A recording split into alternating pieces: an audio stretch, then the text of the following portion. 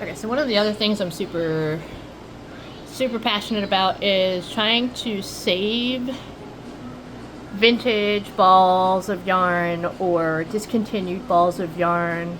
Really, just I guess any yarn, but I'm particularly happy when I can find discontinued and vintage yarn. But I like to go to thrift stores and try to find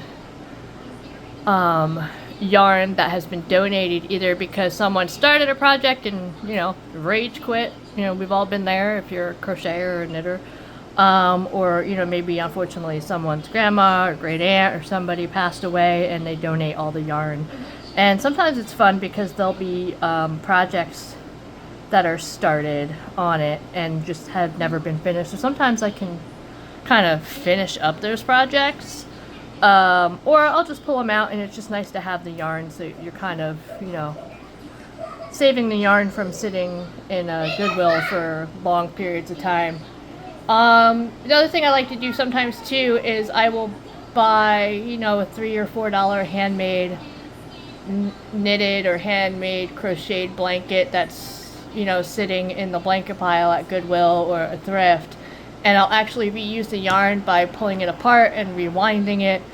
And it's a really good way to get some high quality yarn, like mohair or 100% cotton, stuff like that. You can also do it with, sweaters and whatnot. But you can actually, pull it apart and then, rewind it if you have a winder, or you could use the back of a chair and rewind it and turn it back into a ball. And then, you've essentially saved some really beautiful yarn and you've got it at a super discount. So this one, I'm pretty sure it's a discontinued yarn. I got it in a big $5 bag. It's the Red Lion brand's yarn textures, and it's a worsted weight 4. That's pretty much the most common weight of yarn, and it gives you little suggestions on there about like what size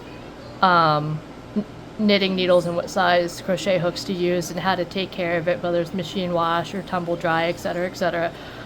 It's called Meadow flowers, and like I said, I got it it was like a $5 grab bag, and the whole thing was just full of yarn. So I don't really know what the retail cost of this yarn is, especially since I'm almost positive that this particular colorway and type has been discontinued. What's funny about this yarn is probably about 20 to 25 years ago, my mom fell in love with this hand knitted blanket that was made with this yarn. And I don't knit. I mean, I could do a very basic knit, but I do not have the patience for it. It's a very slow process. My sister knits beautifully. I do not. But this exact yarn, I'm almost positive that this was the exact colorway they used for that blanket. And I bought it for her back in probably 2006 or maybe 2007. And it was like $90 back then. So, it was... I'm pretty sure that these used to retail for like $8 to $10 a skein, which is one of these. It's basically like, it's a really pretty texture, and if you look up close, you can, I don't know if you can see it, but like it's a very thin black string, and then the yarn itself, it's like a variegated colored yarn, and it's wrapped around that little teeny tiny black string. And when you can work it up, it creates, a really beautiful texture, and I love the transition of the colors. But working with it is an absolute nightmare. Absolute nightmare. I've posted videos before of me doing, chain stitches, and I'm going to show you what the chain stitches on this yarn look like. It is so difficult to find where to continue the stitch. So like, normally when you start a project, you do your, your chain stitches on, we'll do like 4 or 5 just to show you. So there's the chain stitches, right? There they are. And this is what it looks like. It basically just looks like multicolored popcorn. And now I like to use the back loops of the yarn because it makes a cleaner, smoother edge. But it is so hard to kind of differentiate like what is the back loop and what is the actual like spiral texture of the actual yarn. So like the project I'm working on now is just like a little like round circular cowl. It took me probably a good 30 minutes or so of chaining and rechaining and stitching and restitching and pulling out stitches to even get like the first row started. And I'm pretty sure I still did it wrong, but it's for me, so I don't really care if it's perfect or not. And like I said, it works out beautifully. I'm using a 6mm crochet hook instead of a 5.5 because I wanted to be able to see the stitches a little bit clearer.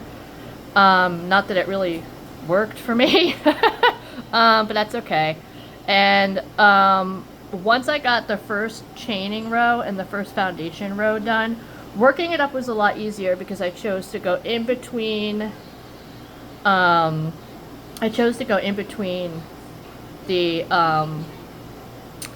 the bars here rather than to go into the actual stitch, because it would have been a hunting game, like hide and seek, to try to find it.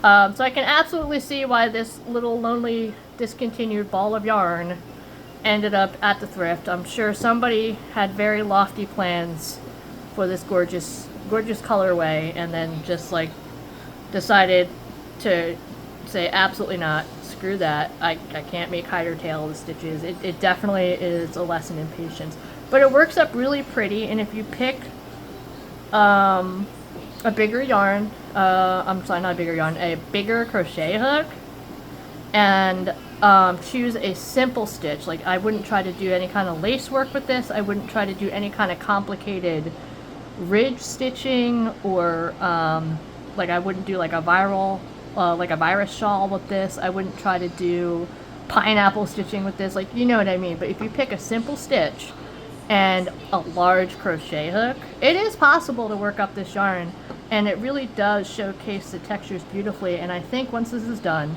and again, it's for me, I'm just turning it into a little circular, like a Mobius cowl type of situation. It's just for me.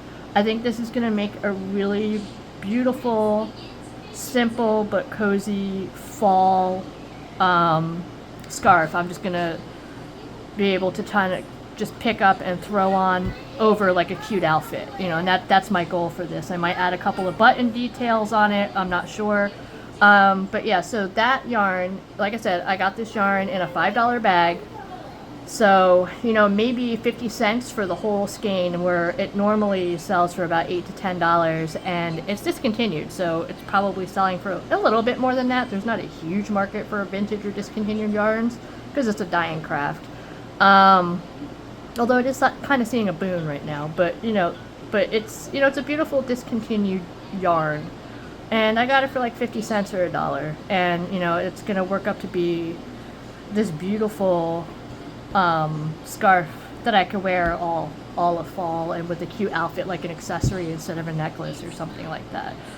So I guess my point of this video is, I'm super passionate about vintage crochet and historical crochet and sustainability when it comes to crafts. But also, the sustainability of it all. Like, you're saving money by making it yourself.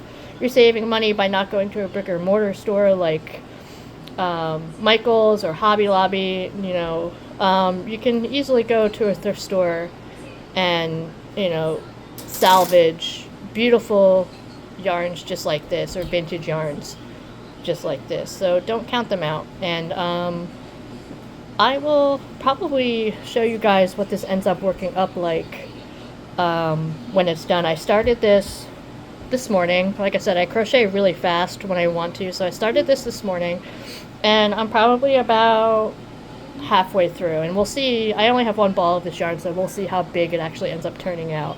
But yeah, so that's my little spiel today on vintage yarn and salvaging yarn from the thrift and saving money. All right, honey, I'm coming. All right, well, that's my daughter, so time to go see what she needs. And you guys have a good day.